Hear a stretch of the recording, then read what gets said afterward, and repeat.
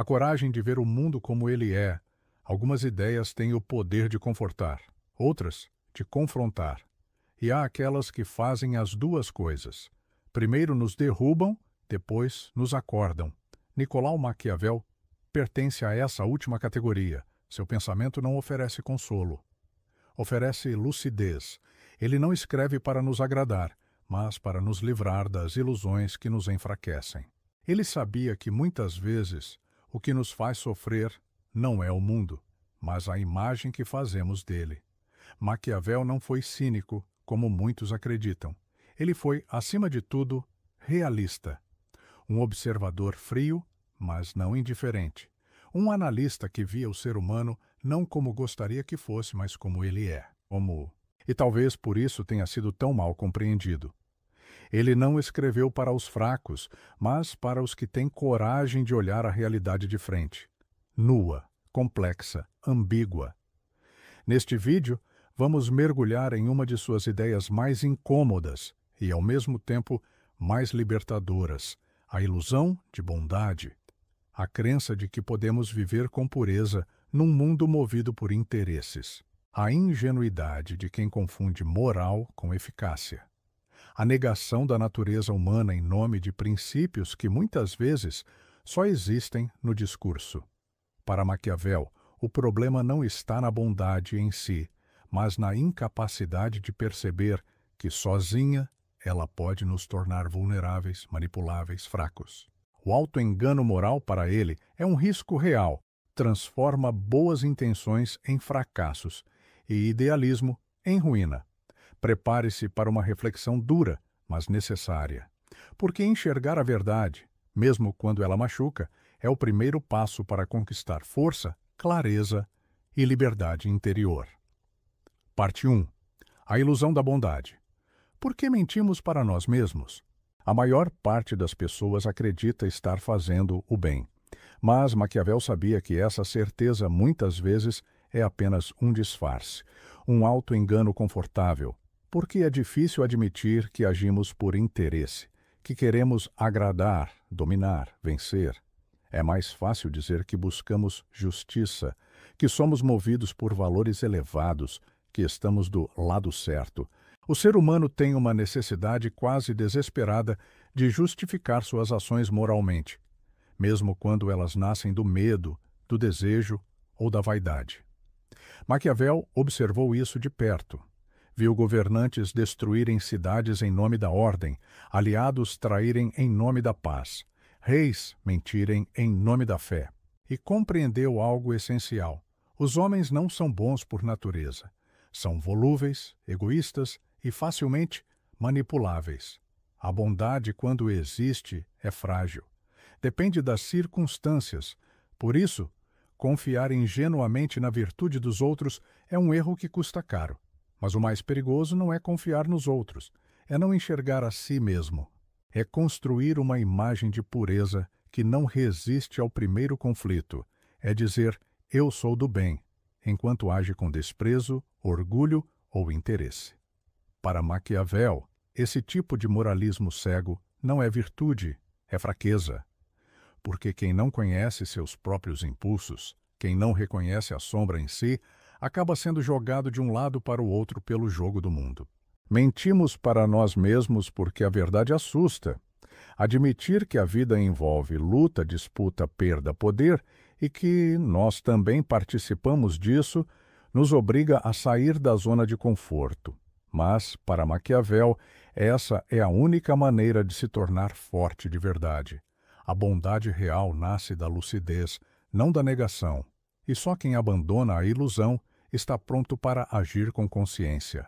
Parte 2. A ingenuidade moral como fraqueza política e existencial. Para Maquiavel, o erro mais perigoso que alguém pode cometer, seja na política, seja na vida, é supor que o mundo funciona com base na moral que gostaríamos que existisse. Quando um governante confia demais na virtude dos outros, quando acredita que a lealdade é natural ou que a bondade será retribuída, ele se torna presa fácil. Da mesma forma, o indivíduo que entra em relacionamentos, negócios ou projetos com essa mesma ingenuidade está sempre à beira de uma decepção dolorosa. Maquiavel via a política como ela é, um campo de forças, onde interesses se chocam, e as aparências valem tanto quanto as intenções. Ele sabia que a maioria dos homens age em função da vantagem, não da justiça, que são movidos mais pelo medo do que pelo amor, e que os que sobrevivem, os que mantêm sua integridade e posição, são aqueles que sabem disso e agem com prudência, estratégia, frieza quando necessário. Isso não significa que devamos abandonar todos os princípios. Significa que precisamos saber quando aplicá-los e quando protegê-los com inteligência. O moralismo ingênuo, segundo Maquiavel, é quase sempre uma forma de vaidade disfarçada. A pessoa que insiste em ser boa a qualquer custo, muitas vezes não está sendo ética, está apenas se recusando a lidar com a dureza da realidade. E isso não se aplica apenas aos líderes, serve para todos nós. Quantas vezes mantemos relações em que somos explorados em nome da compreensão? Quantas vezes evitamos confrontos necessários em nome da paz? Quantas vezes deixamos de dizer o que pensamos porque queremos parecer justos, tolerantes, espirituais? A ingenuidade moral, para Maquiavel, não é nobre, é autodestrutiva. E a força, ao contrário do que parece, não está em ser implacável, mas em ser lúcido. Em saber quando recuar e quando agir. Em compreender que a bondade real exige firmeza e que o verdadeiro bem, muitas vezes, só pode ser feito por quem teve coragem de encarar o mal e não se deixar dominar por ele. Parte 3. Maquiavel e a arte da lucidez.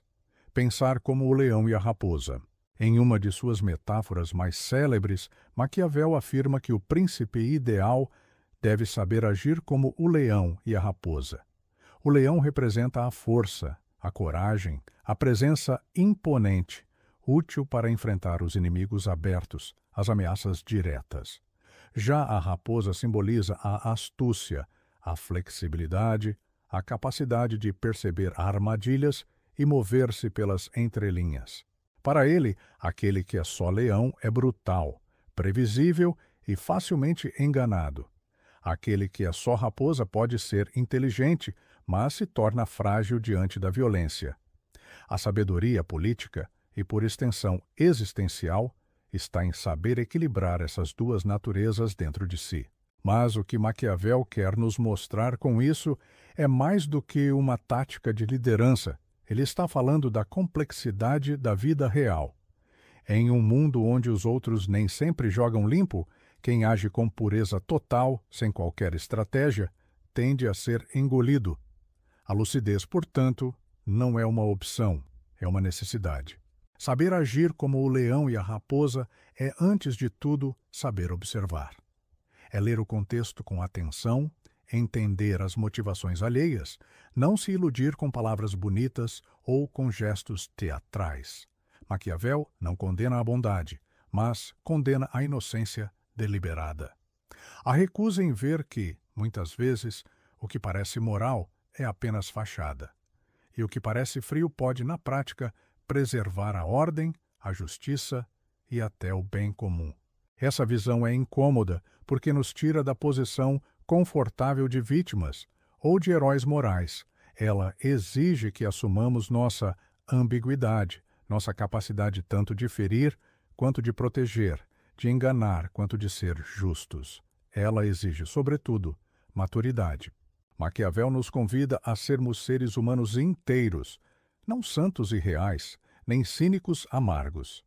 E isso só é possível quando deixamos de negar os instintos, mas também não nos rendemos a eles. Quando aliamos o discernimento da raposa com a coragem do leão. Parte 4. Moralidade e realidade. O abismo que muitos ignoram. Uma das críticas mais profundas de Maquiavel está dirigida àqueles que confundem o mundo como ele é com o mundo como eles gostariam que fosse. Para ele, essa confusão é perigosa, especialmente para quem tem responsabilidades.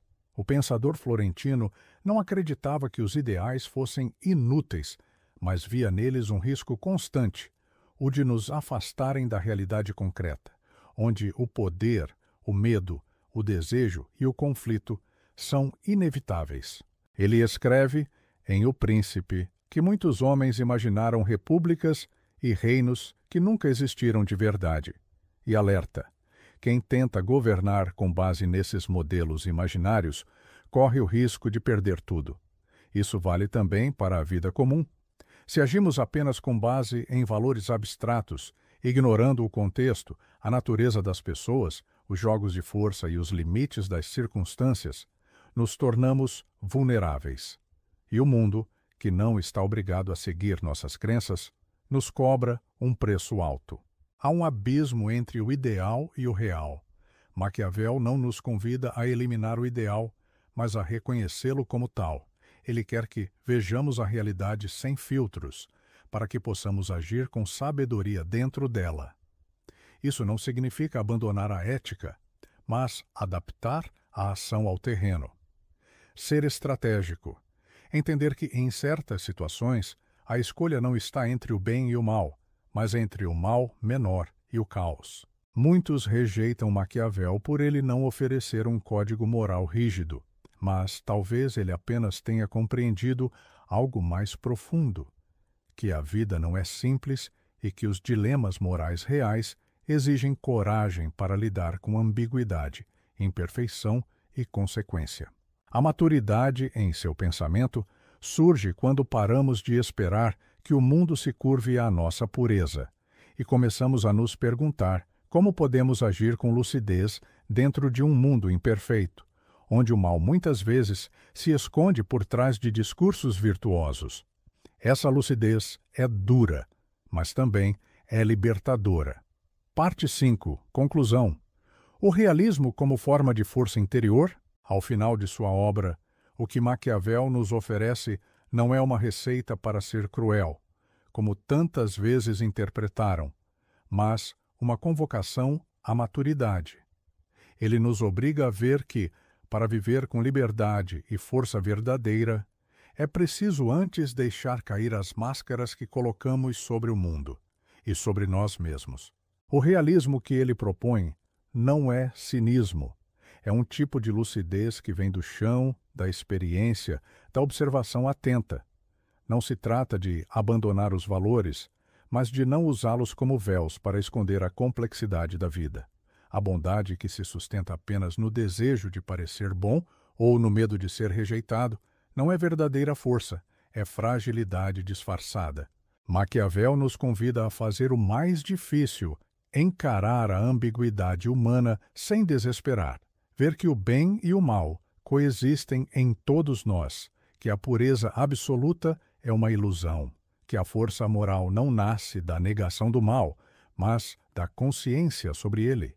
Essa visão, quando bem compreendida, nos dá algo raro, uma ética sem ingenuidade, uma ação sem cegueira, um poder interno que não depende de parecer virtuoso, mas de saber quem se é e do que se é capaz, com clareza e responsabilidade. No fim, Maquiavel nos oferece um espelho que talvez não mostre a imagem que gostaríamos de ver, mas que pode, se tivermos coragem, revelar a imagem mais fiel de quem somos e de quem podemos nos tornar.